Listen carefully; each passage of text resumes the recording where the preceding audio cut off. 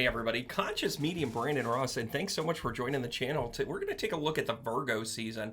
We're going to pay close attention to what's going on with the new moon in Virgo, early in Virgo, and then of course the full moon in Pisces a little bit later on. But I want to do a little bit of a shout out here to our members. And by the way, our members get to see everything before they actually happen.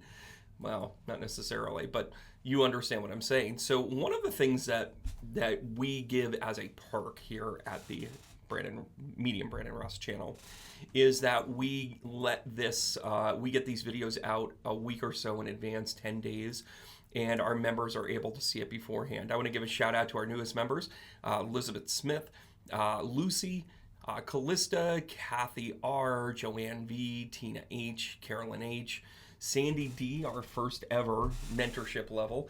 And there's two different levels of membership. You can just kind of get the extra content, the meditations, the previews of the videos, the occasional events online.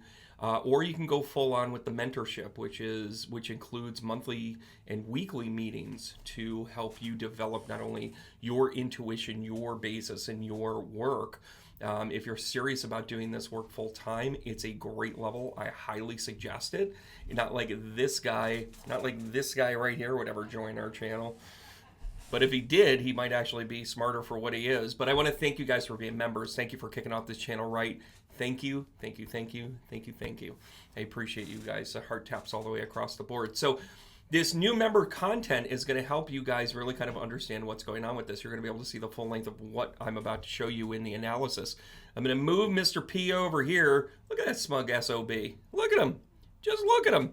Listen, I'm making these videos a little bit shorter here. I'm making sure my face isn't in the middle of it, and here we go. On the inside, you're going to see the natal chart. By the way, as you guys know, as I explain things, I actually talk about them as if I'm teaching them over and over again. Taking a look at his inside chart, he is really heavy in the 12th house. He is really heavy into the, actually into the 11th and 12th house. Remind you of anybody else we know? Currently, say in Largo, Mar-a-Largo.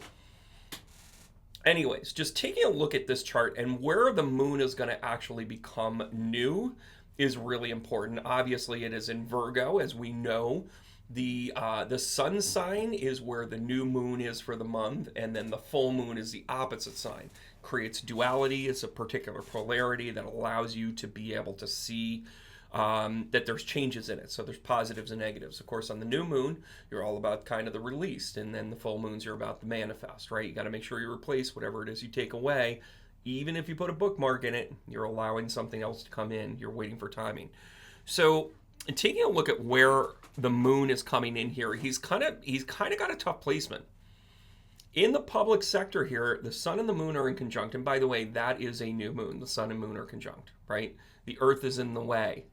They're in conjunct with each other, right? You would think it's opposition, but it's actually opposition when it gets in front of it because it's in reference to where the sun is, or where earth is, I should say.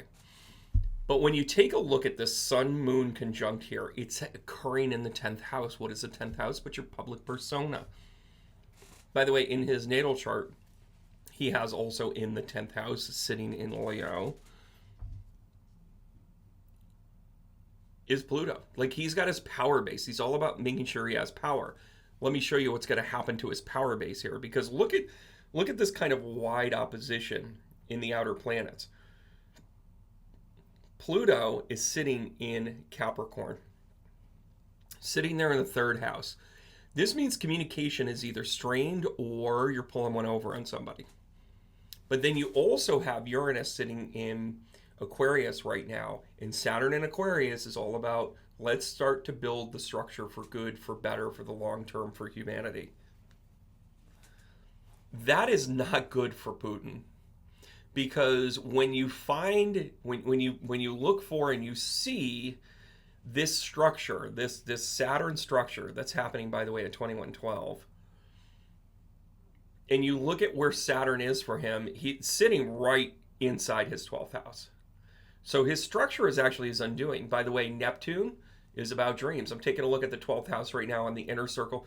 You've got Saturn, you've got Neptune, you've got Pluto sitting here, or you've got Mercury sitting there. And all three of these in conjunct at his birth was all about he could pull it over on everybody. Well, guess what? The weather with Saturn with Saturn sitting here in the third house in Aquarius is basically like, no, you got to start telling the truth, or this isn't going to go well for you. Now, his moon naturally sits in Gemini, which is the two-faced. And by the way, when you look at this, it's a T-square, everybody.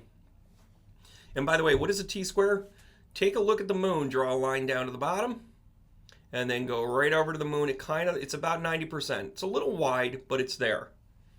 Let me tell you something about T-squares. First, let me talk about conjunction. Super powerful, right? Whoop, whoop, whoop, whoop, whoop.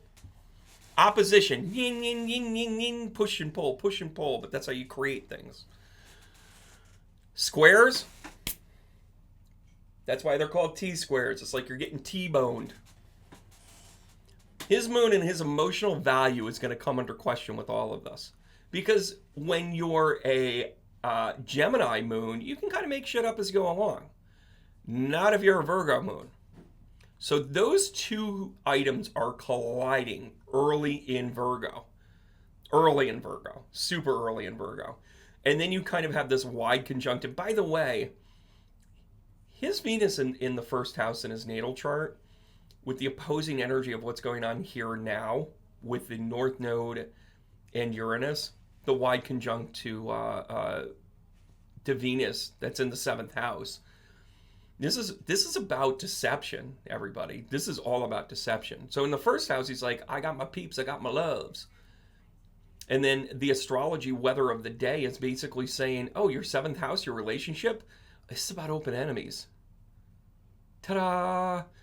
And by the way, I know there's been a lot made of his health. He's got nothing in his 6th house, guys. Nada, noda, nothing. Oy vey. You can derive from it whatever you wish, but I'm going to tell you, when we start to look at this full moon in Pisces, now is where things get really interesting. You want to see how the values go up and things really get dicey? Well, again, his inside chart doesn't move really at all. But we do look at what happens to the moon. By the way, remember how he said a T-square before?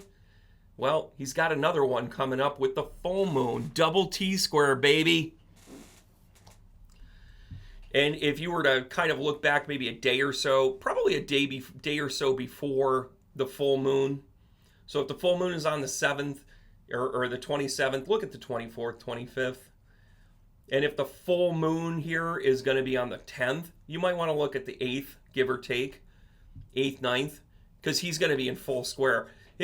The moon is sitting in the 4th house. His moon is sitting in the 8th house. Well, guess what, everybody? Here it comes. Here it comes. First of all, those T-squares really happen. These are in intuitive houses, too, by the way. The 4th and 8th and the 12th house are all intuitive houses. They make up your intuition, your psychic ability, if you will. The moon becomes conjunct to Neptune. It's a wide conjunct, but you can see how it's going to progress. Again, 10th, 11th, 12th, it's going to be conjunct, full conjunct, right? His T-square of the moon is going to be his undoing here. He's got enemies of the state. Again, his 6th house is empty. If he's got health issues, he's got no help. Just doesn't. By the way, you know what's opposite of the 6th house? The 12th house, the house of the undoing. Guess what? There's nothing there astrologically going on.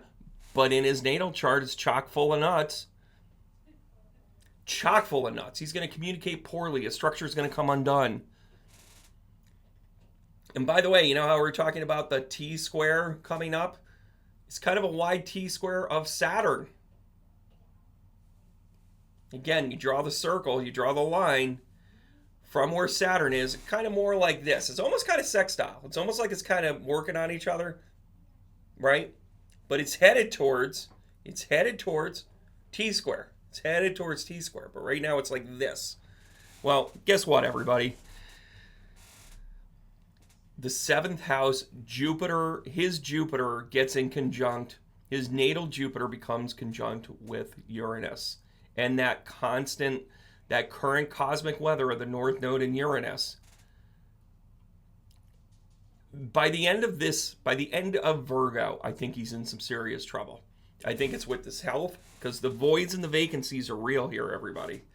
But I also think that his friendships are going to get revealed. It's going to blow. This is a blow up in your face thing, especially when the moon rides over it, right? Especially when the moon's going to have these type of effects on it, right? And the effect that it's going to have is that T-square of the moon to his moon. I'm going to call my shot now. September 9th is a shitty, shitty day for him. It just is. It's just not going to go well for him based on what I'm seeing here. Last but not least, I want to point out the aspect here. This is so real. So the sun is going to be near conjunct with Venus in the 10th house. This is about a very public thing. Like, he's going to be all in. Mother Russia, right? You know, we're anti-Bolshevik or whatever it is. We're anti-Nazi. We're which makes no sense in 2022. But whatever, you guys believe them. Somebody believes them. But you have this diabolical opposition as well in the 8th house to the 2nd house.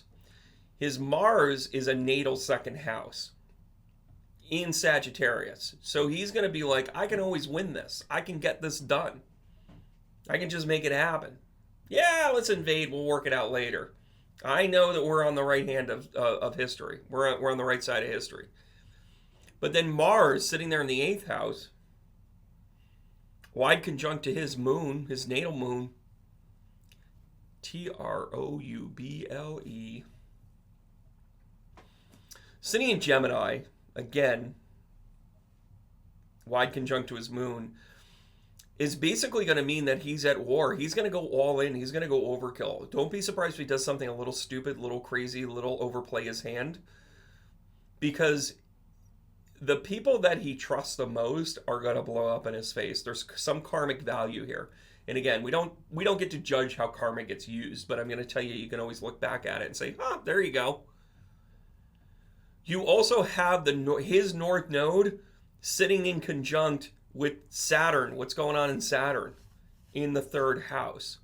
He's not going to find comfort. He's got to tell the truth. There's going to be something here. Is there hope that he comes right on national Russian TV and say, well, guys, I'm going to save face here and say we found out some more stuff and it's not always true. Like, spin it whatever way he wants. But I'll tell you this much.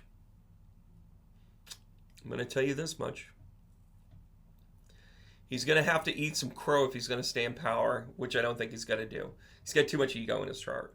Too much stuff in that 12th house with Neptune, Saturn, and the sun sitting right on top of it. And guys, he's not like near conjunct with the sun to Mercury. He is full conjunct within 10 degrees. Do the quick math, right? Oy vey. He's going to have some comeuppance before the end of the month, before the end of Virgo. And I'm going to tell you that 8th, 9th, and 10th of the month of September is going to be a doozy for him. All right, guys, thanks so much for tuning in. I'm going to give you guys the heart taps. Thanks again so much for the members that are on board. Glad you guys love it. I don't care if I'm doing this video for 10 people. I'm going to stay the course because that's what Archangel Michael told me to do. All right, I'll see you guys soon.